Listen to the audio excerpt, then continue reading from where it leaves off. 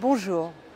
Aujourd'hui, j'aimerais vous parler de mon rapport sur l'avenir des péages routiers dans l'Union européenne et réagir aux nombreuses réactions des citoyens suite aux articles parus dans la presse sur ce rapport.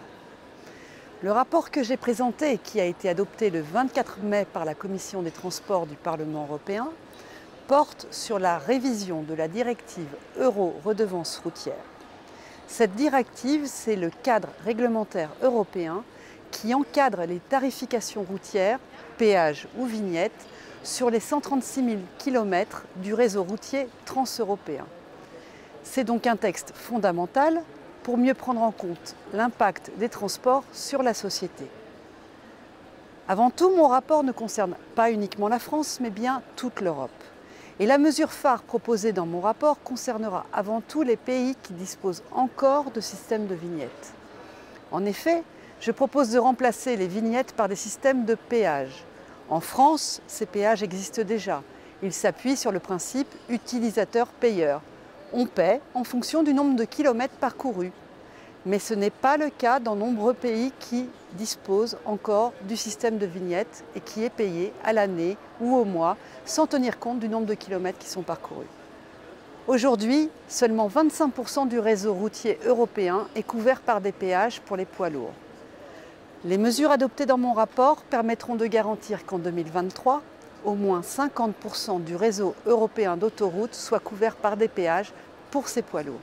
C'est une avancée considérable pour l'application de ce principe utilisateur-payeur sur tout le réseau européen. Aussi, je propose également de mettre fin au système de vignettes pour les voitures partout en Europe à partir de 2026. Dans ce rapport, les députés ont également adopté mes propositions pour mieux prendre en compte l'impact environnemental du trafic routier. Concrètement, ce que je propose, c'est que les péages soient modulés en fonction du niveau d'émission de CO2 des véhicules. Je propose également de mettre en place à partir de 2021 pour les camions et de 2026 pour les voitures, des redevances spécifiques liées aux normes Euro des camions, c'est-à-dire aux émissions de polluants comme les NOx ou les particules fines, qui font chaque année des centaines de milliers de morts dans toute l'Union européenne. Ces mesures, qui reposent sur l'application du principe pollueur-payeur, font polémique. J'ai été accusée de vouloir vider les poches et de taxer les automobilistes qui n'ont pas les moyens de s'acheter des voitures neuves. C'est faux. Tout d'abord parce que dans mon rapport, je propose aussi des mesures pour réduire les péages pour les usagers fréquents qui utilisent quotidiennement les mêmes tronçons d'autoroute pour se rendre à leur travail.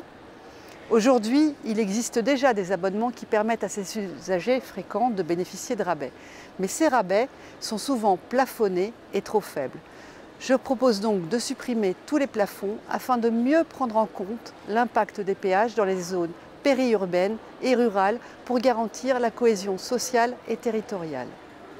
Deuxièmement, parce que je ne propose pas de mettre en place des taxes, mais bien des redevances dont les recettes devront servir à l'amélioration des infrastructures routières et à la transition vers une mobilité plus durable, comme par exemple des aides pour l'achat d'un véhicule moins polluant. Aussi, les mesures que je propose s'appliqueront de manière progressive et seulement à partir de 2026 pour les voitures particulières. Enfin, et c'est le plus important, je crois qu'aujourd'hui les mentalités évoluent et que les usagers sont de plus en plus conscients et sensibles à l'impact environnemental des transports routiers. Le coût des redevances que je propose n'est pas exorbitant comme l'ont affirmé certains polémistes. En effet, par exemple, pour un trajet Paris-Strasbourg de 450 km, il s'élèverait entre 1 € et 2,50 € selon le type de voiture. Rapporté à un véhicule, le coût est raisonnable, mais si tous les usagers y participent, nous pourrons vraiment changer les choses. Et je crois que de plus en plus de conducteurs sont prêts à mieux couvrir l'impact de leur véhicule sur l'environnement et sur la santé publique.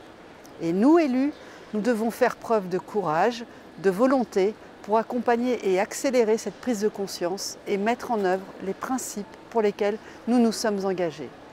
Le secteur des transports représente près de 30% des émissions de pollution en Europe.